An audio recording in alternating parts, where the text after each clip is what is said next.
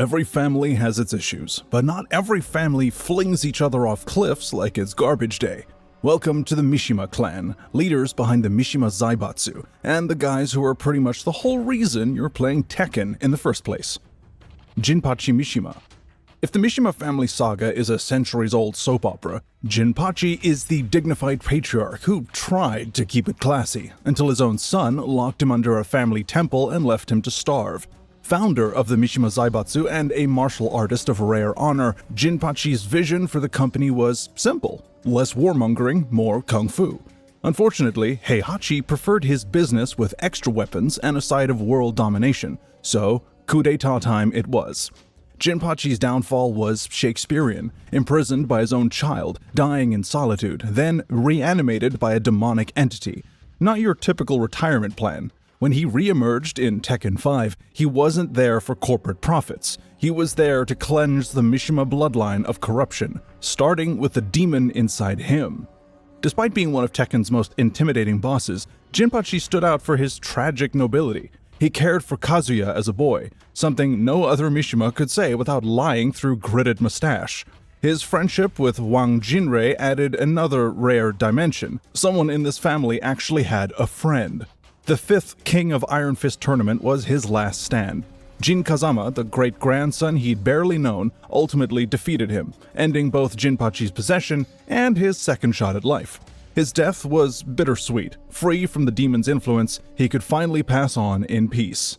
In a clan defined by betrayal, vengeance, and questionable parenting, Jinpachi remains the lone Mishima who actually seemed to regret the cycle of violence. Unfortunately, Tekken being Tekken, regret doesn't keep you alive, especially when your family reunion doubles as a martial arts deathmatch. Heihachi Mishima. If Jinpachi was the noble patriarch, Heihachi is the power-hungry son who read How to Run a Family Business and skipped straight to the hostile takeover chapter. Founder? No. Visionary? Well, kind of. Willing to imprison his own father under a temple and let him starve to death? Absolutely. It was Heihachi who turned the Mishima Zaibatsu into a global superpower, fueled by military contracts, shady deals, and just enough public charity to look respectable on paper. Heihachi's greatest hits include throwing his son Kazuya off a cliff to test his strength, or in normal terms, attempted murder, tossing his adopted son Li Chaolan into the corporate blender, and using the King of Iron Fist tournament as an excuse to beat up everyone from cyborg assassins to pet bears. The thing about Heihachi is that for all his ruthless ambition, he's not a devil-powered super being like the rest of the clan. He's just a supremely skilled human who refuses to die. He's been blown up, electrocuted, punched into volcanoes, and somehow walked away with his hair still standing at those gravity-defying angles. Family relationships are complicated. Heihachi's rivalry with Kazuya has spanned decades, starting with that clifftop incident, and escalating into corporate coups, demonic transformations, and a shared hobby of trying to kill each other every few years. His relationship with his grandson Jin Kazama is, let's just say, strained, mostly because Heihachi has tried to exploit, imprison, and occasionally murder him too. In the Tekken 7 timeline, Heihachi's final showdown with Kazuya ends with him falling into a volcano. Again. But this time it's permanent. Even so, his presence looms over the series. He's the architect of the Mishima blood feud, the reason half the family tree has attempted patricide on their resumes, and the man who made Tekken's story as much about revenge as it is about uppercuts. Heihachi wasn't the biggest monster in the family, but he was the one who kept the chaos organized. Without him, the Mishimas might have been a family of eccentric martial artists. With him, they became a dynasty of world-threatening lunatics in very expensive suits. Kazumi Mishima. The most tragic chess piece in the Mishima family saga, a woman who loved her husband and son, but carried the blood-soaked mandate of the Hachijo clan to destroy anyone who might one day threaten the world. Unfortunately, she married Heihachi Mishima, which is kind of the definition of having a conflict of interest.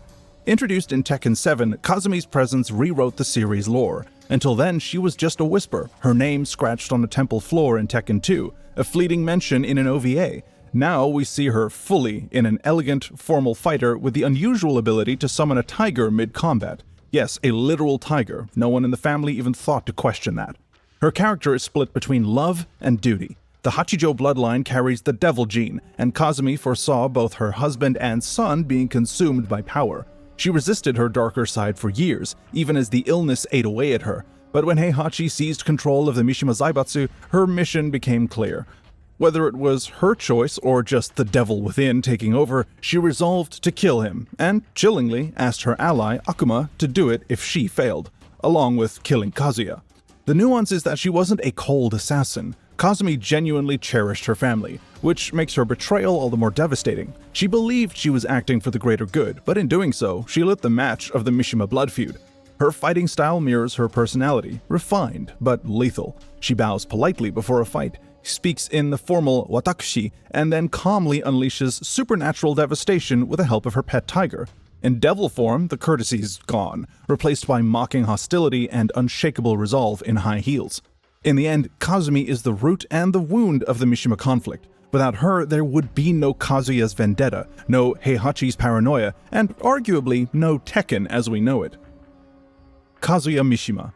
Kazuya Mishima is Tekken's eternal wildcard, part tragic anti-hero, part full-blown villain, and fueled by enough daddy issues to power a small country. At age 5, his father, Heihachi, did the whole cliff toss thing to test his strength, which is a parenting style no manual recommends. The fall awakened Kazuya's latent devil gene, passed down from his mother Kazumi, giving him the power to survive and the bitterness to never forgive. By adulthood, Kazuya's thirst for revenge had fermented into something lethal. He entered the King of Iron Fist tournament, not just to beat his father, but also to humiliate him, taking control of the Mishima Zaibatsu and running it with a corporate strategy that gives off supervillain lair vibes. In devil form, his morality slips entirely, embracing destruction with a smile. Yet unlike Heihachi's cold pragmatism, Kazuya's evil is personal. Every move is fueled by spite and the need to prove that he's stronger than his daddy. Tekken 7 peels back some layers, showing his calculated patience in orchestrating wars, manipulating allies, and framing rivals, all while keeping the devil gene's influence just enough to terrify anyone in his path. His complicated relationship with his son Jin, a mix of twisted mentorship and lethal rivalry, keeps the Mishima family tree more of a battlefield than a lineage. Li Chaolan. If charisma could be bottled and sold, Li Chaolan would have cornered the market, trademarked it, and then thrown a champagne party in its honor. Born in China and orphaned very young, Li was plucked from the streets by Heihachi Mishima, not out of kindness, but to serve as a lifelong rival to Heihachi's son Kazuya. Thus began Li's childhood of grueling Mishima karate training, business lessons, and a family dynamic that could politely be described as soap opera with extra punching. Li grew into a man of many talents, martial arts master, robotics mogul, as founder and CEO of Violet Systems, and connoisseur of fine living. He built a fortune, a reputation, and more than a few eccentric habits, including a love of disguising himself as Violet by dyeing his hair purple and adopting a slightly unhinged alter ego. Violet lets him be flamboyant, free, and just a little ridiculous, kinda like James Bond meets Willy Wonka, with a few misplaced explosions. Despite his smugness and his taste for theatrics, Li has spent decades backing anti-Mishima efforts, funding rebel forces, and generally trying to keep Kazuya and Heihachi from world domination, and from spoiling his vacation plans. He's a master manipulator when it suits him, but also surprisingly compassionate, especially towards allies like Lars Alexanderson and Alisa Boskanovich, whom he's rescued, rebuilt, and equipped with gadgets worthy of a Saturday morning cartoon.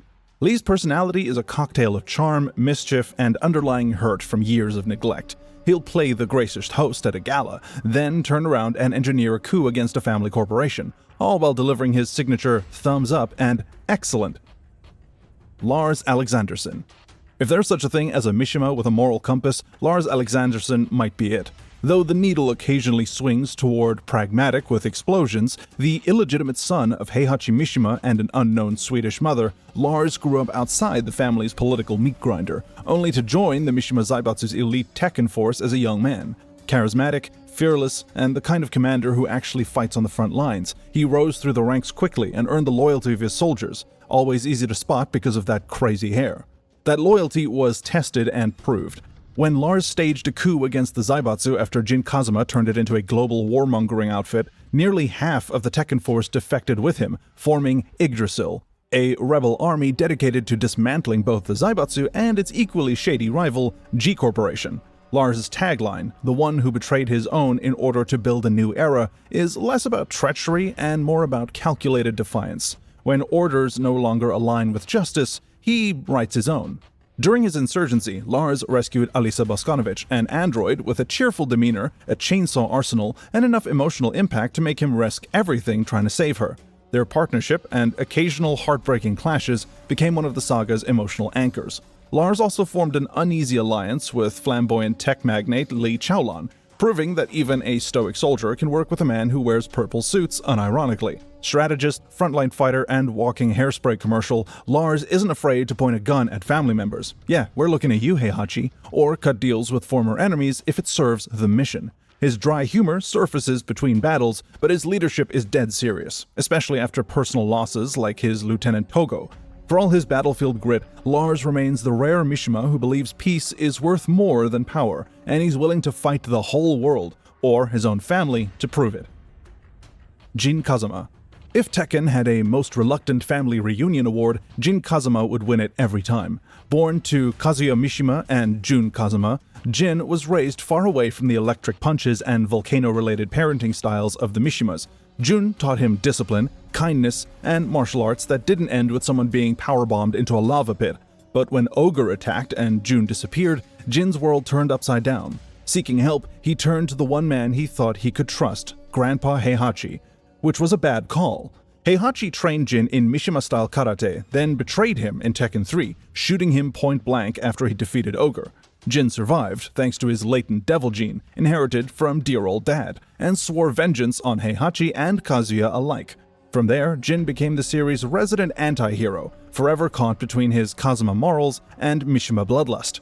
By Tekken 4, Jin's simmering rage turned into full-blown hatred of his lineage. In Tekken 5, he ascended to Mishima Zaibatsu leadership, not to fix the family business, but to use its power to destroy the devil gene, even if that meant kicking off a global war. He's basically the guy who burns down his own house to kill a spider, except the house is the global economy. What makes Jin fascinating is this tragic loop. Every attempt to break free from Mishima corruption only pulls him deeper. He's stoic, brooding, and allergic to joy, yet he might be described as the first Mishima to want to end the cycle of betrayal. Unfortunately, his methods often make him just another link in the chain. Also, side note, his penchant for shirtless dramatic poses in thunderstorms suggests he inherited more from Heihachi than just messed up morals. Reina. Reina may look like the new kid in school, literally since she attends Mishima Polytechnical, but beneath the polite bows and schoolgirl charm lies another dangerous branch of the Mishima family tree. Claiming Heihachi as her father, that guy gets around, she grew up admiring the old man's power and presence. When Kazuya toppled Heihachi and took over the world, Reina made it her mission to avenge her father's legacy, reclaim the Mishima Zaibatsu, and prove she was every bit as ruthless as the bloodline demands. Her approach? Smile first, betray later. Reina can be warm, helpful, and even cooperative, at least until your goals conflict with hers. She has no problem manipulating allies if it means getting closer to her real objective, awakening her devil gene and taking down Kazuya. She first tested this theory in the King of Iron Fist Tournament number 8 by pushing Jin Kazama to the brink, then surrendering when she'd learned what she needed. Jin, of course, didn't trust her because he doesn't trust anything, but she brushed off his suspicions. Reina's loyalty is a tricky thing. She'll leak top-secret intel to help someone like Lydia Sobieska, but only because it suits her long game. She can stand shoulder to shoulder with Yggdrasil soldiers against Devil Kazuya, yet still see the battlefield as a laboratory for unlocking her own devil powers. Which she eventually did, quite theatrically, by deliberately standing in the path of one of Kazuya's lasers. In battle, she fights with Mishima-style karate, claiming she learned it from the internet, as if the Mishima Dojo has a YouTube channel. Let's see if we can find that. In truth, her skill level and strategic cunning scream direct Heihachi influence. Like her father, she thrives on dominance, charisma, and the occasional cruel flourish and mustache twirling. After surviving Tekken 8's chaos, Reina's closing image is pure Mishima. Devil wings unfurled, eyes burning red, flying off to fulfill Heihachi's legacy, whether the world likes it or not. The family may not have asked for another power-hungry heir, but they got one, and she's smiling about it. Kuma. In a franchise where martial artists, cyborgs, and demons square off, Tekken's most unusual contender might just be a 600-pound grizzly bear. The original Kuma was found as a cub by Heihachi Mishima during a trip to Hokkaido. For most people, bringing a bear home would be a terrible idea. For Heihachi, it was Tuesday. He raised Kuma at Mishima Zaibatsu headquarters, teaching him martial arts, basic Japanese, and even some sign language. Why stop at fetch when you can teach a bear to fight? Kuma became Heihachi's personal bodyguard, a role he took seriously in between naps. His main motivation in the ring, though, was to prove himself against Paul Phoenix. Unfortunately, Kuma's win record against Paul was not great. He lost in the first 2 King of Iron Fist tournaments, despite his training and an impressive paw-to-face technique. But Kuma wasn't just muscle. You could say he was smarter than the average bear. He once prevented an assassination attempt on Heihachi by detecting a hidden bomb, and also had a knack for tech, a foreshadowing of his son's future skills. Still, time catches up to everybody, even a martial artist bear. Between Tekken 2 and 3, Kuma passed away from old age, leaving behind a legacy of loyalty, unshakable determination, and the kind of rivalry only a fighting bear could have. Kuma's death could have ended the Mishima Bear dynasty, but it didn't, because, as we'll see next, his son, Kuma 2, real original, picked up right where Dad left off, except with more gadgets and a sharper grudge. Kuma 2, or Kuma Jr. When the original Kuma passed away of old age, Heihachi Mishima didn't just lose a bodyguard, he lost a bear-shaped piece of his daily life. Luckily, or perhaps inevitably, Kuma had a cub. Kuma Jr. quickly stepped into Dad's paw prints, becoming Heihachi's new companion, personal protector, and occasional embarrassment to the Zaibatsu board. From the start, Kuma II inherited his father's brains and brawn, but with a more cheerful personality. He was also hopelessly in love with Panda, Ling Xiaoyu's bodyguard, a romance that has been nothing but one-sided. His main rivalry, however, was with Paul Phoenix, another legacy from Dear Dad. Kuma II trained hard, entered the King of Iron Fist Tournament number 3, and promptly lost to Paul. The loss sent him into the wilds of Hokkaido for self-imposed training. Months of mountain survival and martial arts refinement later, Kuma II came back stronger, finally defeating Paul in Tekken 4. That victory was bittersweet though, because Heihachi was presumed dead and the Zaibatsu was in chaos. Kuma II tried to save the conglomerate but was thrown out by security, leading to more tournaments, more clashes with Paul, and an ongoing dream of running the Zaibatsu himself. He even donned Heihachi's gi in his master's honor and joined the Tekken Force for humanitarian missions. By Tekken 8, Kuma II was a seasoned fighter, still determined to protect the Mishima legacy. Even in battle against G Corporation, he couldn't resist trying to take down Paul, only to be mistaken for a hero when a missile struck him first. For Kuma 2, life is simple. Defend the Zaibatsu, honor Heihachi, and maybe, just maybe, win Panda's heart. The Mishima family is rich, powerful, and possibly the most dysfunctional clan in fighting game history. Who's your favorite or least favorite Mishima? Let us know in the comments, and don't forget to like and subscribe, and hit that bell for more Tekken chaos. We'll see you in the next one.